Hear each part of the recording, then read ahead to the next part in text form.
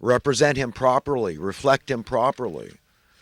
Okay, so his character, his nature, his personality is as clear as the light of day. Okay, it's it, man.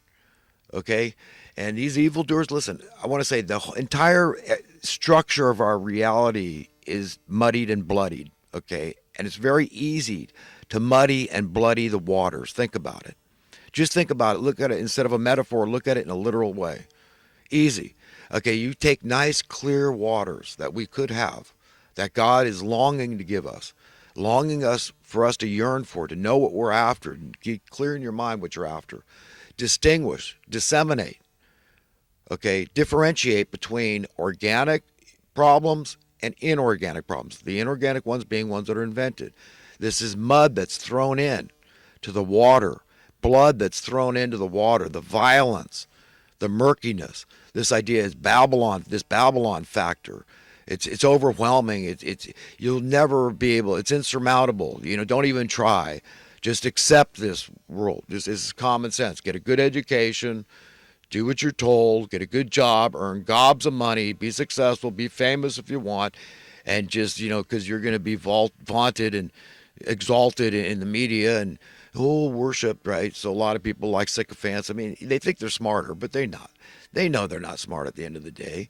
They're just more aggressive, more assertive, more narcissistic, more egoistic and vain and all this crap. They love this energy. I mean, it's just sickness, like a demon possession. Who the hell wants to be famous? What a pain in the behind, right? But this is our reality. This because we're all screwed up. I mean, the human condition, organically speaking, is totally screwed up. This is the whole sin issue. We're screwed up. Why do we engage in escapist behavior and just say it's totally understandable? It's entertainment, this, that, and it's not harmful, and this and that. And the next, we have one excuse and one rationalization after another. But we're all a little nuts, man.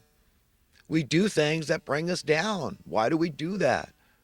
Why do we do that? It's crazy. That's that organic thing. We got to turn to God to understand these things, for relief, for his amazing grace, his compassion and mercy and understanding and love, forgiveness, all these precious attributes that he holds out to us. We need a one-on-one relationship, very humbly go before God, but very powerfully too. It says we can go boldly before the throne of God because he loves you. This is what Jesus taught us. But understand, you got to believe. You got to make a decision. It's your decision to believe or not.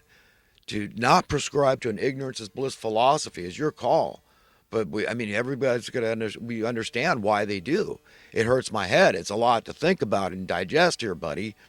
This idea that I shouldn't just remain stupid because it feels awfully good here. It's blissful, man.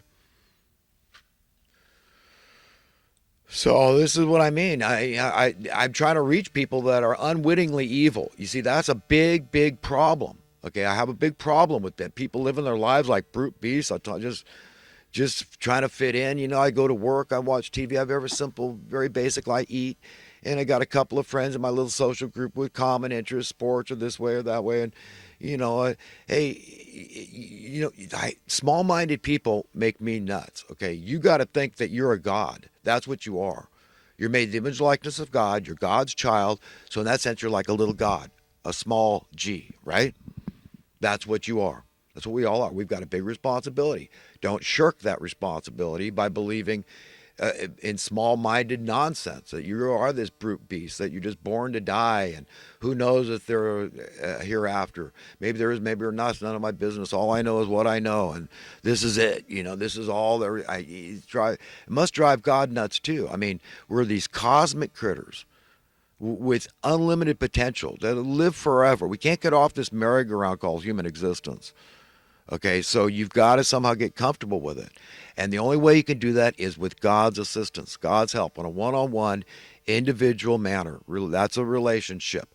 That's what he wants. Because only God alone, can know, love, and understand us the way we need to be known, loved, and understand. It's unfair to expect any other human being to hold that power. They don't. Look, a psychotherapist, the best of them, pastors, the best of them, parents, friends, teachers, spouses, children, they're all just human. They may well have bigger problems, more issues than you. You don't know they don't. Okay, if you think you do, then you're delusional. That's called terminal uniqueness. Okay, you ought not believe that. That's why, again, that it's about God. How we need God on an individual, personal basis, one on one. It's on our knees, and it's in any way you want. Do it while you're driving down the freeway. Do it all. In fact, the scriptures say we should be living our lives at one big fat prayer. I mean, that's it. I mean, we are needy. It is kind of scary, isn't it? I mean, I point out a few of the issues we have. I mean, all the threats we all face day in and day out. We should have deep regard, deep respect for each other. We should be treating each other the way we're told to. Okay? Like our very selves. I mean, does it get better than that? I would contend perhaps it does. Like our own children. Because a lot of parents would die in the stead of their children. And God is like our parents. We're told to imitate God. So for me, it all makes sense to prescribe to that philosophy. And just treat others as they were your own children. Doesn't matter. Don't be an ageist. It doesn't matter if you're a young person, they're an old person. Okay, you could be wise before your time, and it's good, man. I always say, life's short, get smart quick. Yes, we're going to be learning for all eternity, so don't be freaked out about, I got to learn this, I got a little bit of time to get successful and make a lot of money and blah, blah, blah. No, you're going to be learning for eternity because there are so many things I'm interested in I want to do. Everybody can relate to what I'm saying, right? You know what I mean, right? Come on, have some dreams. Think grand. Okay, just say, what would really turn me on? What would really be cool? And what would my family really enjoy? I could bring them in. I could have a compound. Yeah, how about a cut flower nursery? Okay, and maybe I'll combine it with a cafe somewhere near the coast. Maybe an ocean view somewhere. It'll draw people from all around the world. Very special place. Hey, maybe we'll have some cabins there. And if it grows, we've got 100 acres, so we're not worried. We'll grow with it. Okay, maybe we'll grow food too. Hey, the mind reels with dreams. Your whole family can be welcome there. Hey, put the property in somebody else's name if you don't want to deal with all that crap, because I don't. Ownership means nothing to me. It's stupid. It's a stupid notion, a foolish notion. Think about it. What do you own? You can't even own your own freaking body. God already owns that. Ownership is nonsense. It's madness. It's all usership. We're here temporarily, right? This is an ephemeral existence in these mortal bodies. We all know that. From a very young age, we all know about death. So, I mean, you see, I'm just trying to be logical and reasonable and reach people in that way. I'm trying to get away from being the arrogant, self-righteous dude because I'm seeing that's ugly. That's a personality defect, disorder. I don't like it. It's a mental illness. And, by confessing that, admitting that, it's the first step, I figured, to confronting it and getting over it because I want to be a really nice guy. Nicest guy I ever met. Puppy dog among men. And, it's working. I mean, because God knows it's real. I mean, I'm looking for solutions to being what I feel could be perceived as an a-hole. I don't want to be an a-hole. Simple as that. At least not that kind of an a-hole. I mean, like every other guy out there, I'm a bit of an a-hole, I guess, at times, but at least a wise guy. But I like to make people laugh, believe it or not. I mean, the stuff I talk about is pretty dry and poignant. I know. That's the stuff I feel is imperative, important, very vital information. But believe it or not, out in public, I like to make people joke. I like to get stupid and trivial and nonsensical and have some levity and smile and laugh and joke about stuff. Really, I do.